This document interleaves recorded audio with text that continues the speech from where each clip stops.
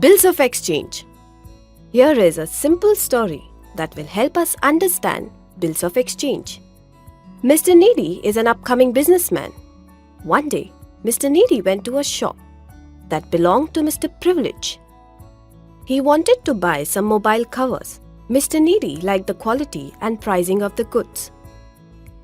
I really like the quality of mobile covers available with you. I would like to buy 5,000 mobile covers. What's their cost? The cost would be around 50,000. Sir, I do not have rupees 50,000 right now to pay for the mobile covers. So, will you give the mobile covers on credit? I need a time period of 3 months to repay. Today is 1st of May. I will repay the amount by 1st of August. Well, I do not need money immediately. I think that I should consider the offer. How can I trust that you will repay me on the stated date? I will need some security. Why? I will give you in writing that I will definitely repay you in 3 months. Use that as a legal document to take action against me if I don't repay your loan. Mr. Needy, right now you are making a request. Later, I will have to beg for my own money. Oh no, you can order me to pay you after 3 months. Okay, I agree to give you the mobile covers on credit.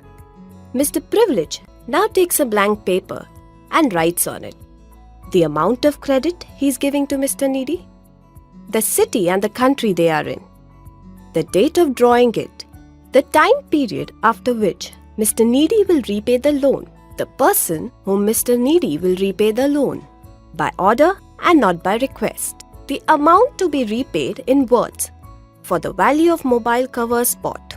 Mr. Privilege writes down his own name and address and Mr. Needy's name and address. Then, Mr. Privilege puts a stamp and signs the paper. Well, what Mr. Privilege has drawn here is known as a bill of exchange. Acceptance of bill of exchange. Every bill of exchange must be accepted by the drawee or Mr. Needy, because before the acceptance, a bill has no legal sanctity. A bill is accepted when the drawee signs his name across the face of the bill, together with place and date. Parties to a bill of exchange. Generally, there are 3 parties to a bill of exchange. First is the drawer, that is, the person who draws the bill of exchange. Second is the drawee, that is, the person on whom the bill of exchange is drawn. Third is the payee, that is, the person who has the right to receive the amount of the bill. In this case, the drawer and the payee are the same. When the drawer has made the bill payable to himself, the drawer is the payee. In other cases, the drawer and the payee may be different. Payee can also be a person to whom Mr. Privilege owes money, and in this case, the payee is Mr. Proud. Essentials of a bill of exchange. A bill of exchange must contain the following details. Date. The date of the bill must be stated correctly. The date of maturity is calculated 3 months after the date of drawing.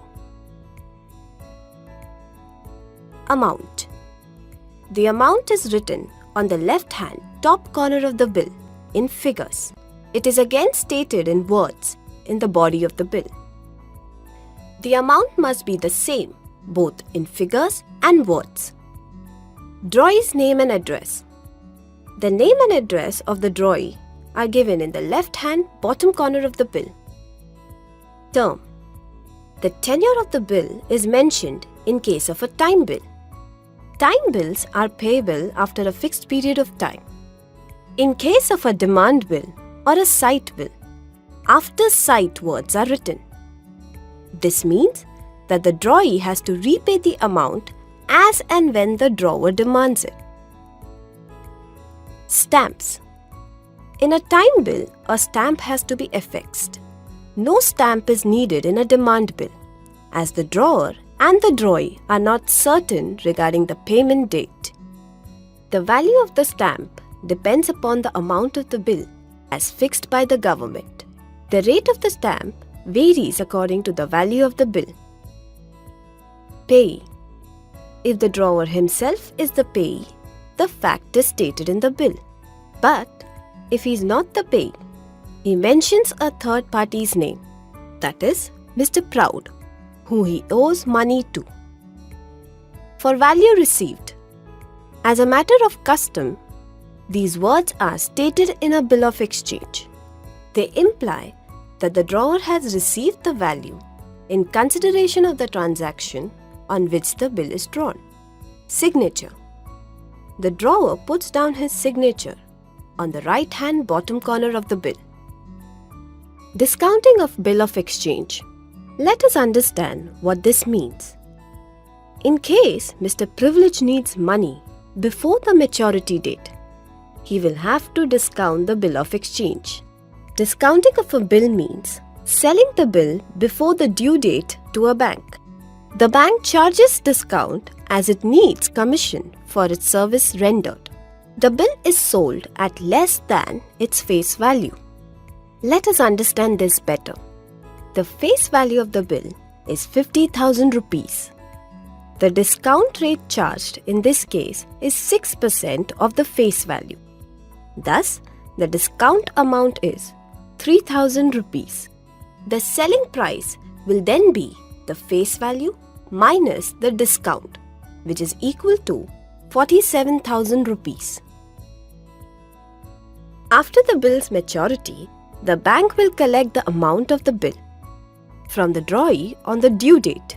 In case the bill is dishonored on maturity, the bank can recover the payment from the drawer.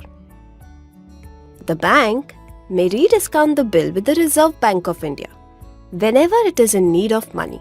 RBI may rediscount the bill at a certain rate, say 2% of the face value.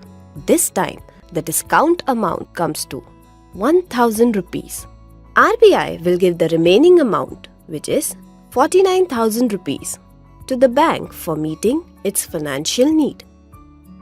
So students, we learned what a bill of exchange is, the parties and the essentials of the bill, and also the process of discounting and rediscounting.